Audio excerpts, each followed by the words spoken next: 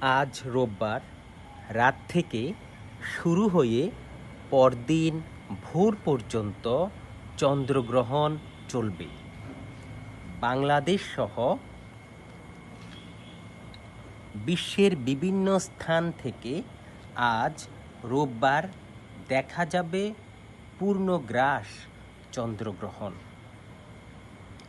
আন্তঃবাহিনী জনসংযোগ পরিদপ্তর আইএসপিআর এক সংবাদ বিজ্ঞপ্তিতে এই তথ্য জানিয়েছে। এতে বলা হয়, যদি আকাশ মেঘমুক্ত থাকে তাহলে বাংলাদেশ থেকেও এই চন্দ্রগ্রহণ সম্পূর্ণরূপে দেখা যাবে। চন্দ্রগ্রহণটি আজ রাত থেকে শুরু হয়ে পরদিন অর্থাৎ 8ই সেপ্টেম্বর ভোর পর্যন্ত একটানা চলবে।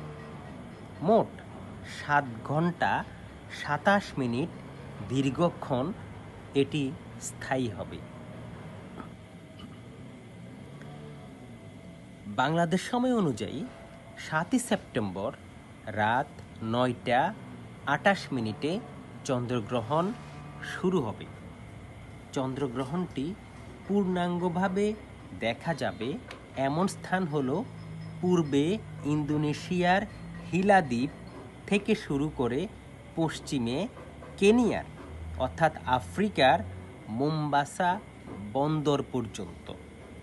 এই দুই প্রান্তের কিছুটা পূর্ব পশ্চিমেও আংশিক চন্দ্রগ্রহণ দেখা যাবে।